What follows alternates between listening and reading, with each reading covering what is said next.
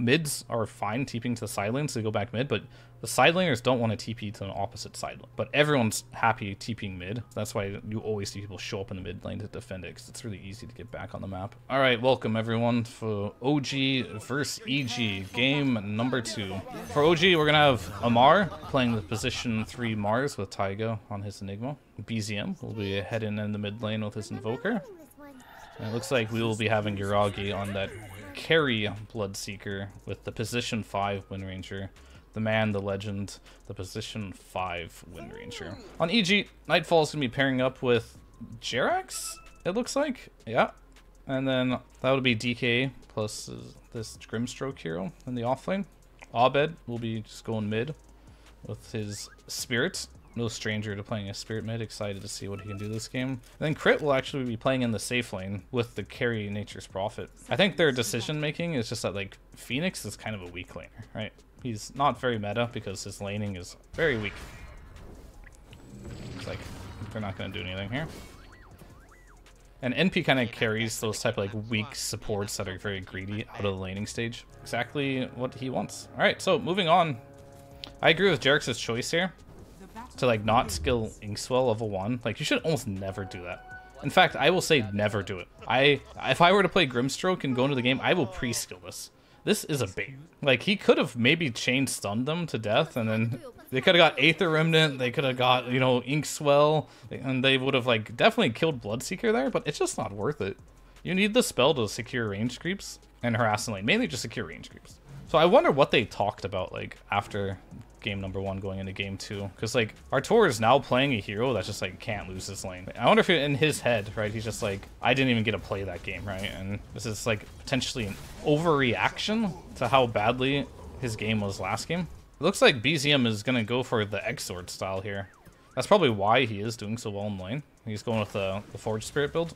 I'm very curious to see what his item build is going to be. So the Exort Invoker is generally known for being a bit more greedy. You're going to take more farm. Sometimes you go for the Midas, right? You want to get levels. You play a bit more like a carry. And I think that's an interesting like approach because they do, yet again, we just saw EG with this Bloodseeker, position 1. He was very much having a bad game, right? But the idea is that he's not a hard carry. He wants to get active on the map. He wants to make stuff happen. He doesn't want to just sit there and hit neutrals. So there is room to pick like that additional carry. So you can see both these teams have the same mindset of how Bloodseeker works. Last game they picked a TA. This game they're picking an Invoker. Both of these greedier style mid. So RTZ's laning stage this game, much better. Mars is really struggling up here. He's not having fun. What can you do, brother? These Eidolons slap now, by the way. Oh, Sunstrike? Beautiful. That was really well played. He got the Eidolons to split. These feel like they do so much damage to heroes now. Did they change them? With the like change like piercing damage and stuff? They do so much damage to heroes now. So that's the type of stuff you can only do as like an Exort Invoker, right? So his contribution is going to be on the back of his team playing active and just throwing Sunstrikes out. And it's kind of interesting actually, because like I never really thought about the combo, but if you're Ruptured, it's pretty easy to hit a Sunstrike, right? Didn't realize those heroes actually have quite a good synergy, eh? I do like his choice to go Exort a lot the more I think about it. Alright, so we're going to be approaching the 6-minute mark soon. Definitely want to see both teams go for these runes. EG's objective is to get Abed a rune, and OG's objective is to not let Abed get a rune, right? So the rune focus is really just going to be on Abed, and they have already brought 2 heroes here. BZM knows that he needs to be careful. He's playing a little passive. And it looks like Taiga has no interest in the rune, so I think it'll just be the 6-minute rune going to Abed, and we'll see what he can do with it. This is going to be a little bit of the RNG part of the game. And it's an illusion rune. That rune's okay for diving. He can take off a cold snap on him. So they don't have a catapult by EG right now, but it looks like they're going to jump him for sure. They have illusion rune used. They got 2 heroes here. We got the ice wall off. Yuragi yet again making a good rotation in, and that should just be. Let's see if Abed can live here. It's really close. Oh, once I was like half second away. So Yuragi really good as usual. Like as a carry player, you want to always look for these openings, right? Just like you're not going to be part of the discussion while the teams are talking about like, oh, we're gonna kill mid, let's make a kill here. But you need to be observing, right? And understanding. He could have easily just been AFK here and not TP'd in, and then guess what? Your Invoker would just be dead. But his awareness of the map, very good. Deciding to like realize, hey, I can get a free kill on the enemy mid. And that is like one really good way to boost your net worth. It's a lot better than hitting creeps. Now he's going to transition into sacking bottom. He doesn't want to be there alone anyway. His support has left him. And he's going to the lane in which he wants to go to anyway. And they're connecting. Now they have a choice if they want to defend bottom or not. Amar has TP available. Arena if he wants to skill it. He's not sure. And then we have more TPs ready. They could think about defending here. So you have two choices, right? So once you're in a position where you get a tower and you have the option to defend this, you either try to defend this tower or you collapse on mid. Because if they're bringing multiple heroes to this push here, they have to, because if they don't, you're going to TP in and you're going to kill them, right? So they are going to be here with multiple heroes. So if you get this tower first, you can just start walking mid, and now you'll have mid surrounded, and you can transition that into one tower, into potentially two towers, or a kill plus more towers. So those are like your two options in a position like this. And we'll see what they choose to do. But if you do want to just hit creeps instead of making any play on the map, that is like the least pressure play you can do. And generally, I would frown upon that. So they got this tower, and they're actually wrapping on mid. They decide to sack that and wrap on mid.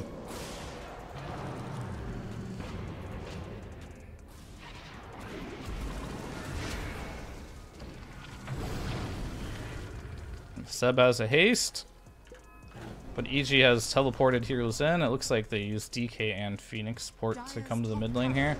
But here comes the Reno. And a Sunstrike. And see, this is why you position yourself around the mid lane, right?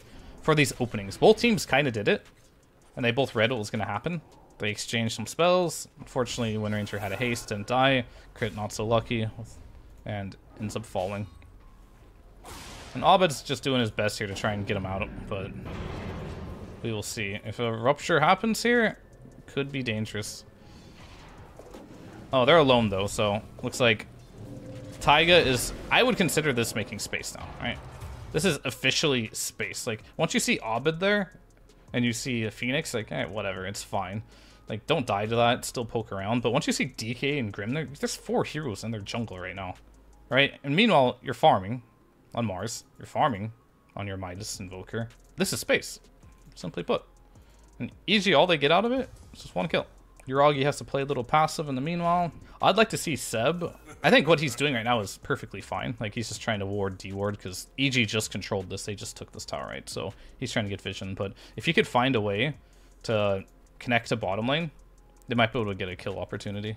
But without Arena, it might be a difficult kill. You'd at least kick him out. But I'm also totally fine with just like doing a bit of a warding mission here than connecting. Because obviously you ain't getting kills if they see you coming. Taiga's on a ward here.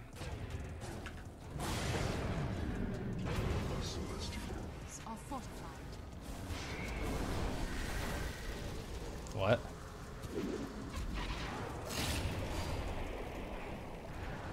So, I got words about this. If your team is making plays on the map, let's put ourselves in EG's shoes right now. Crit and Abed are making a good play.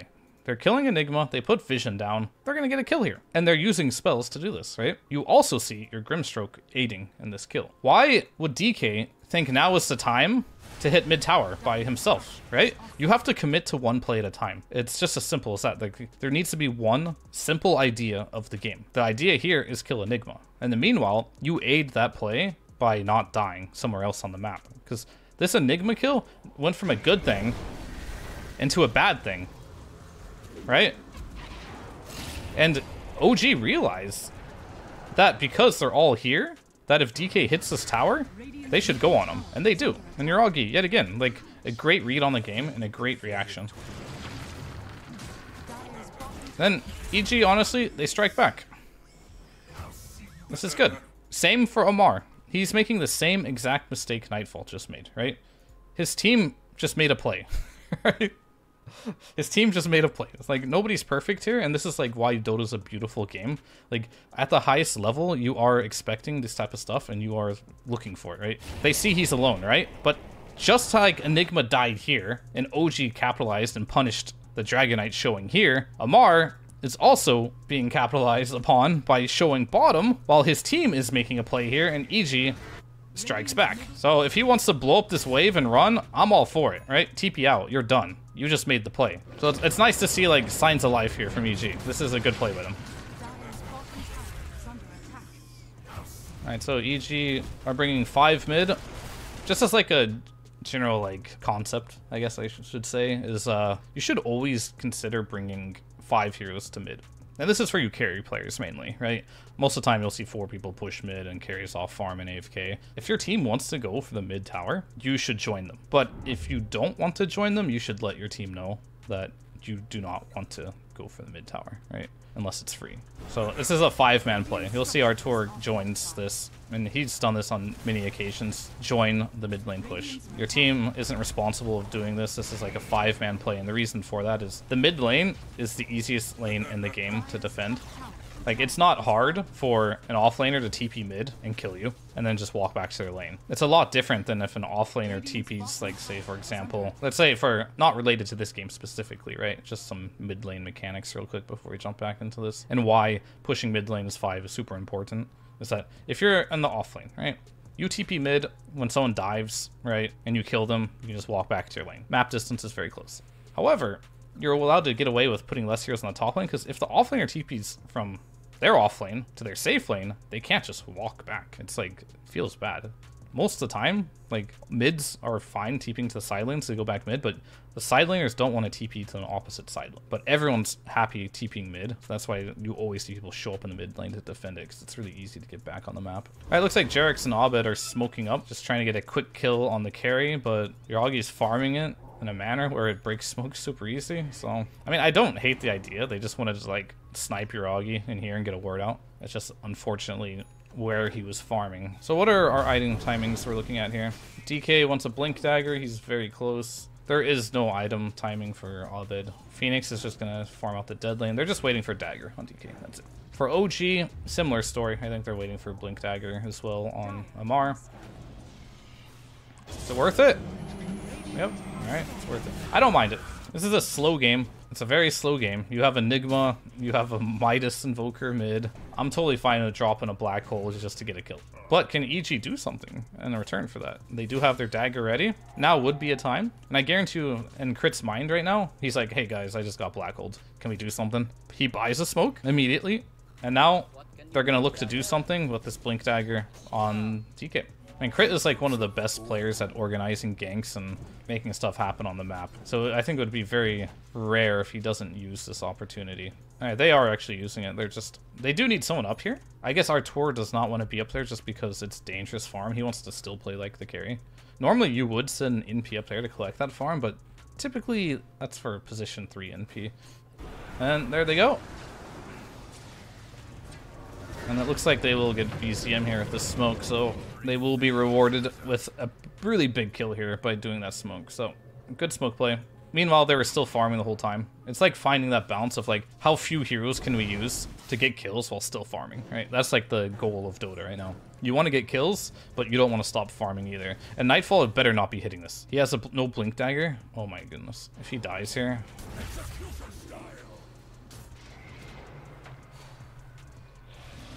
That was really risky. So he was like 3 seconds away from like making a big mistake, but I will say in general, whatever he's doing is like not worth it either, right? Like you have to look at like, what do you have to gain? What do you have to lose? So he does have DK ult on. This is just a replay bug for the moment, but if his team does not want to surround this tower and go all in, he should not even attempt to hit, because if he hits this tower once and Amar is actually there, he's going to die because this Phoenix isn't here, right? This is very important to know that Phoenix is not, Void Spirit is not here. They are not taking this tower, even with Invoker dead. I mean, it's simple math too, right? That's 3 heroes versus 4. You don't really want to do it, and there's a tower. You're not going to get the initiation. So he should have just backed from here. This is, in my opinion, super greedy. Just getting that one attack off, right? Because if Seb would have shackled him there, they honestly might have just killed him. All right, it's game time now for EG. They really want to use this Blink Dagger to like get as much map control as possible. They do have an NP, so NP can join the fight whenever necessary. All right, Taiga is on the run here. I like how he dropped this ward here. This might give him intel to like take this fight. It did already. Egg is down. They're dead here. Wind Ranger. Alright, they caught him on the back end, but Crit's gonna die here. 5 heroes brought by OG. 2 supports for 1 support. RTZ's farming the whole time here. That type of stuff is like, it's just whatever, you know. Both teams played that the best they could. Shard on RTZ now. This is gonna help a lot with like continuously chipping this tower. That's like greater treant. I do like Bezium's choice to like, I mean, his choice to go Exort this game has been great, honestly. He needs to be it so he can keep out pushing the waves. If he was like Quaswex, he wouldn't be able to deal with all this pressure that RTC's putting on all these towers. Now, they've had enough. They got DK. This is how you properly take a tier 2 right here, right? Artur is ready to hit it because his whole team is ready to do so, right? Now they're going to claim it. This is something that NP position 1 is really good at, is getting these tier 2s really early in the game. Especially if you pick a DK with it. You got tons and tons of tower push here. Alright, let's take a look at some item timings here. I'm waiting to see, like, what is OG's go time? You can clearly see that EG's go time has been ever since they got a dagger on Nightfall. They're going to go again. 4 heroes with a ward. Basic concepts of Dota, right? Smoke with vision. Make something happen. And it's beautiful. Playing really good now. Taiga's doing his best to just outpush these waves. Now we're just gonna have to find out, can EG team fight? That is always gonna be the answer. Can they team fight? They've got a good vision now, good smokes. I would hate to see them just lose this ward right away, but they do have to deal with their side lanes. But I think that's where NP kind of like shines as a hero, right? Deal with it quite easily. So they're gonna stay here and protect their wards, which I believe is the right call. Deal with their side lanes, which they're doing. I think they're playing this really well. OG, on the other hand, they're just totally fine doing nothing this game. I think their timing is BKB. Yeah, there it is. Okay, so OG is waiting for a BKB on both their cores, and then I think they'll actually play the game. Till then, it looks like they're totally content just farming it up. This is just kind of like the calm before the storm. All we're really waiting for is BKB to be finished on Bloodseeker. And if you're feeling really greedy, maybe on Amar too, but he's kind of far away. And they just know right now, until they get these BKBs, they cannot fight. BZM TPing in very aggressively here. Doesn't get jumped, defending a little bit. I would like to see EG maybe jump on this. But Abed is going to get mid-wave. Okay, so if Abed goes to the mid-wave to collect this, they need to be a little careful in the top lane. Very, very careful. BKB is up on Artur, but he could get stunned before getting it off. So one thing OG's doing, alright, they're going to smoke up and they're going to go for this. Ward has been placed, and then initiation directly after. He has no BKB on Amar, though. But Nightfall has jumped in and immediately dies. I don't even know he got the stun off, but there was no follow-up there. Phoenix does have his egg and the shard available, so this fight actually looks like it's going pretty well for EG. I think that'll be the end of that. So what happened with Nightfall here? And what happened to the team? Who did he jump? Oh. Because they see Seb immediately.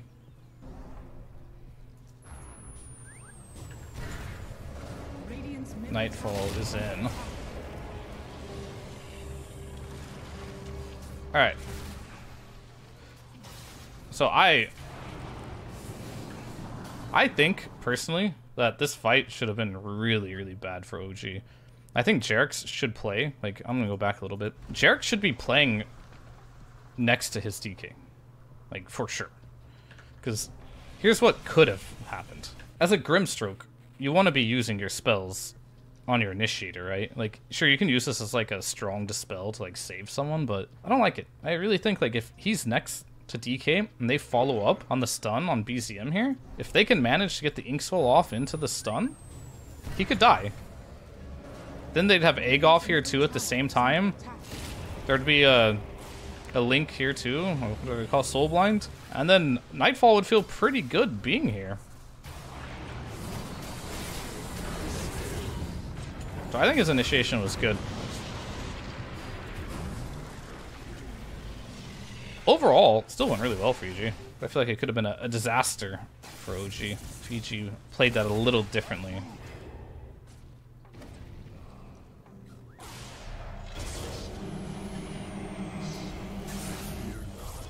Abed's trying to solo kill your Augie and just... It's a black hole and Sunstrike to the face.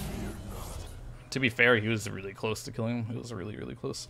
Whereas EG feels pressured that they need to fight. And the reason for that probably is because EG probably feels like they're going to get outscaled. They're playing NP carry, right? Just generally speaking, the hero is strong. Like, he does scale, don't get me wrong, but he doesn't scale as hard as mini carries do. Whoa. Uragi presses his BKB as soon as he saw Grimstroke. Reason why he did that is because if Grim is there, DK is probably there, and he didn't want to get, like, instant stunned. There was no black hole, so EG tried to make that smoke happen. What I really want to look at, I guess, from this perspective is how is it that Jarex broke that smoke? Ugh. Okay, yeah, this is a bigger mistake than I expected.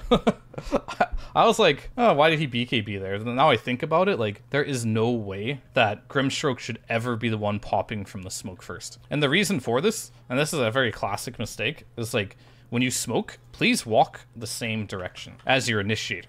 Specifically your initiator, right? Walk the same direction, because if you're smoking like this, and you're running this way, and your team is running this way, one of two things, right? One is going to be like, if he does jump someone, you're not there. You're not there for the follow-up. You're just not there. And if you break here, and your team's here, your team isn't there.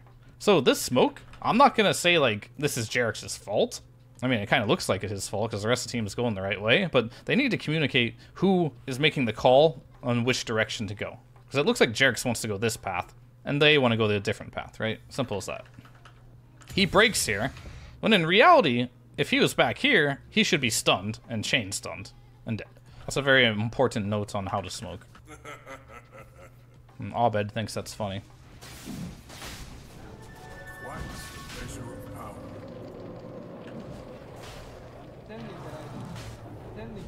You died, yet your fate lives on. Alright, so they're forcing Roche down. Seb was back here. I don't know what he's doing. Warden playing side lanes. It's fine. They still don't want to fight Onochi. This is crazy, actually. Is it really just a Mars BKB? It might be that, but they might just be happy with the state of the game. And by the state of the game, I mean, like, they're happy with the fact that this game is continuing to go in the pace that it's going, where everyone's getting farm, and they don't really want to fight. They don't need to fight. They feel like if it continues at this pace, they're going to out-farm them, and there will just be a point where it'll be easier to fight. Oh my goodness. BZM. What a player. What a player.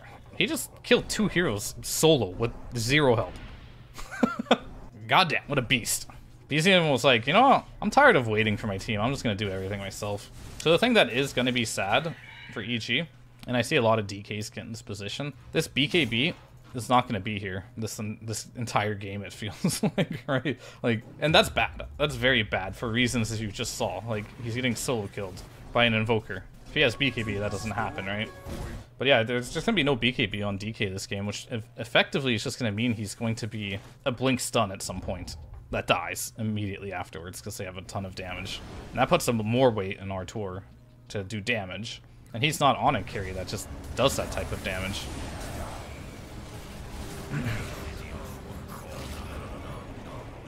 Alright, guys.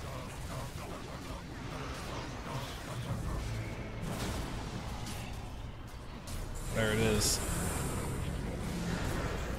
We got a buyback here. BZM is coming in with... He has the Aegis on RTZ right now still.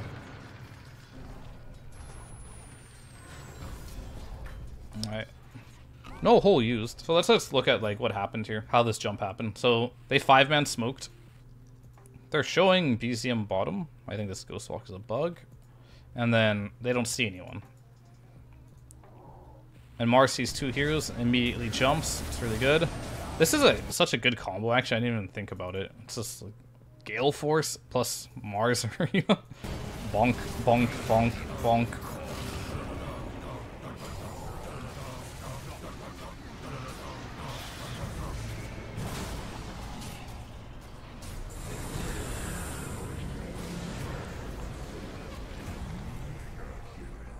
I don't think I like the fact that BCM not BCM, sorry, wrong guy. Uragi decided to snipe the Phoenix. Like, he has a Yules. If he would have just stayed with his team there, that would have just been a clean 2 kills and to reset, right? I think it was a little ambitious there for Uragi to try and get that solo kill on Phoenix. It really put him in an awkward spot where he had to commit his BKB to kill this egg, and now he had no BKB, and DK didn't die because he didn't use any spells on him. Enigma also held his black hole. They're in the right spots at the right time. Oh my goodness. What just happened? So Bezium is going in here. Oh, he just didn't press BKB, alright. And Abed caught him off guard. I'm waiting for Taiga here. When is it his moment? Oh, it's his moment! Speak of the devil!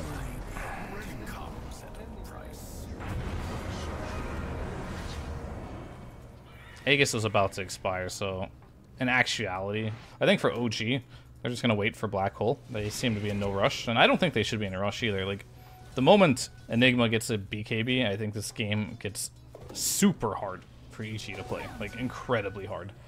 But for now, EG still has options, right? They can still make the plays that they're making, keep pushing, and I think Roche is their real next big objective. I think Nightfall desperately needs a BKB as well, so I think we're going to see a little more farming. There's been a lot of farming already this game, but it is going to continue to go down that route, I think. Alright, we're smoking out. They actually do want to fight now. But do we have vision? There it is. There's your vision. They got total vision of everyone. And that's it. Abed's dead. And that is exactly why you smoke with vision, so you can get the initiation.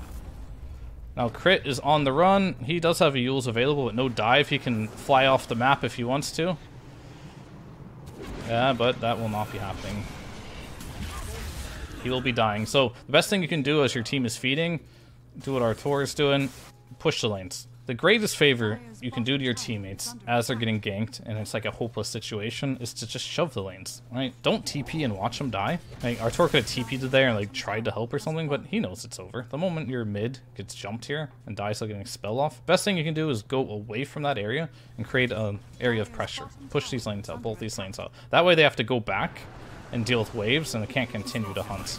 That also does you a favor too, because now that they deal with this, now you can go back here and farm as well. And as you can see, the net worth hasn't really changed much in this game, and it's because Arteezy is doing a good job using the space that he is given to keep the lanes shoved and keep the net worth still going in their favor. It is BKB Enigma time. They are ready to go. Quadruple BKB is ready. Lincoln Sphere is up. They want to try and jump anyone that shows on the map, but EG is also ready in a similar capacity here.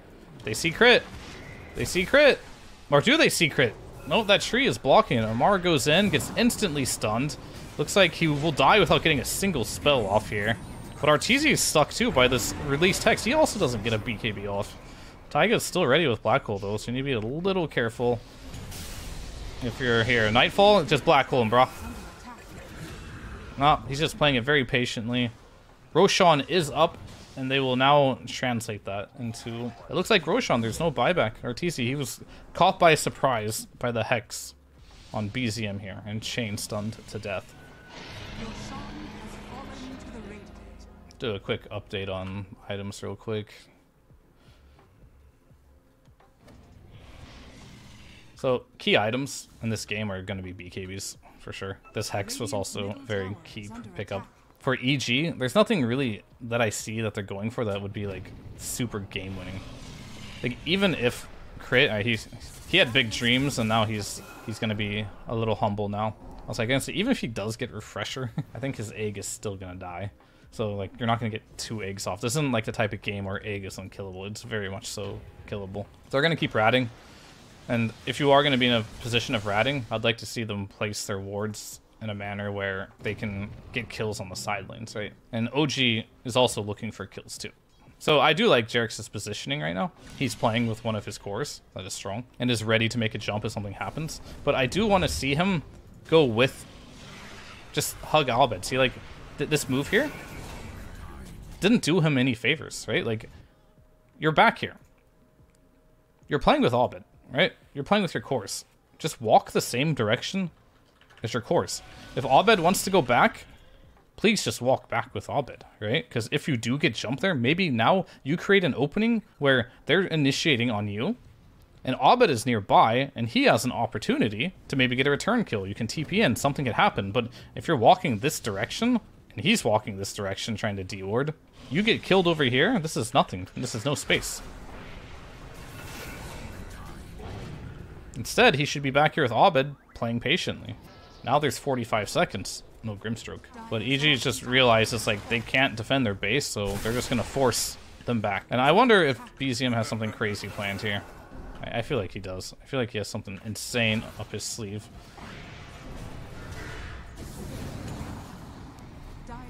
Oh,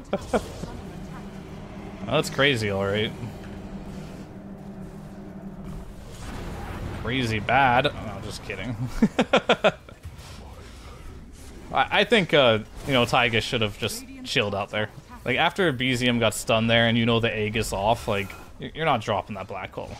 He's getting healed by the sun ray. It's not enough damage. Whose wards are those? Alright. Beautiful.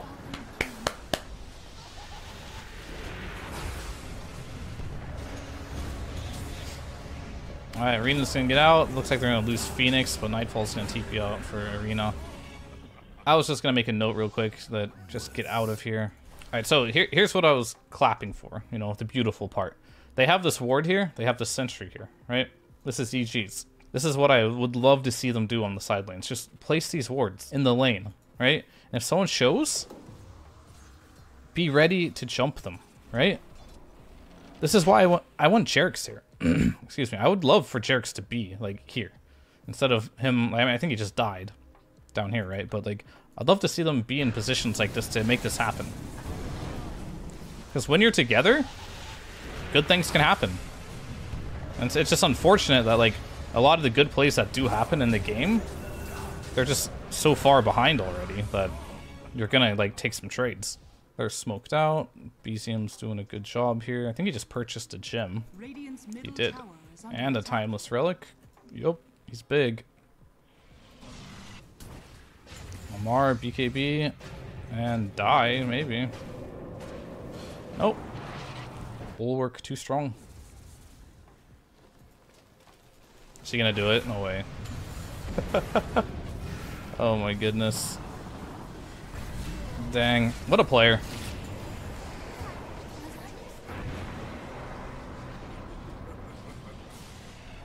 Taiga's here to get +1.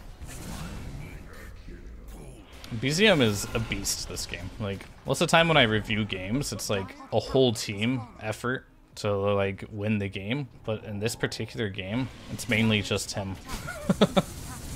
You know, he's actually just doing pretty much everything solo. It's very rare you see a game like this where just one person is just, like, controlling the whole game. And now with that pick in Arteezy, we are going to be dropping some barracks this here from Ichi. I'm a little surprised at, like, how quiet Taiga's game has been. I feel like he has, like, a completely free game on Enigma right now. I expect, like, big things from him in this game. It feels like Ichi has an unlimited amount of smokes. I'm not gonna lie to you. Every time I look at them, I feel like they're smoked. And who gets the jump? Oh my goodness. It is beautiful. That is the Blink Bloodseeker initiating in without a fear in the world. And then we do get our black hole. That's the threat that they have to deal with. Also the Enigma black hole plus the Cataclysm. Very dangerous. And it seems like they don't even need that. BZM's just Hexus setting up Cataclysms. And that's just going to be another side of Ferrex here, it looks like.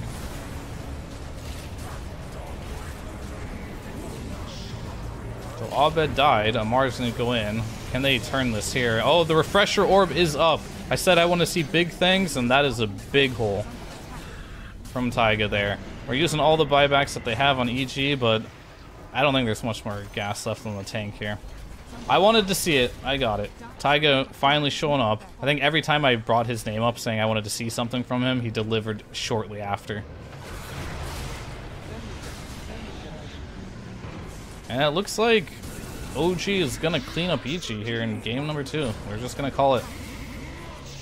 BZM just styled on this game. Like, there's nothing OG did here team-wise that, like, was super, super impressive. They just kind of farmed, and BZM just got solo kills all over the map. And eventually, they just had a superior draft going later on to the game. And Black Hole was online. Amar did great initiations, fed a little bit here and there, but overall, they just needed some items and pretty straightforward game from there. As far as EG though, I don't know, their draft seemed a little weird. I think it's a little too not greedy, right? They have DK and they have a Spirit mid. You don't need both, per se. You can do both, but one of them has to start scaling, right? But on top of that, they picked like 2 space makers, as you will call them, for the mid and the offlane. But they also had an carry NP. So their draft is meant to play incredibly fast, but more than anything, I think their draft lacks so much damage. And I think as a support, you can only do so much damage. I see what they're trying to do here, but it really just didn't work out. I just don't think this type of draft had any chance going into the ultra late game versus like an Enigma, an Invoker. Like the team fight is just way too strong.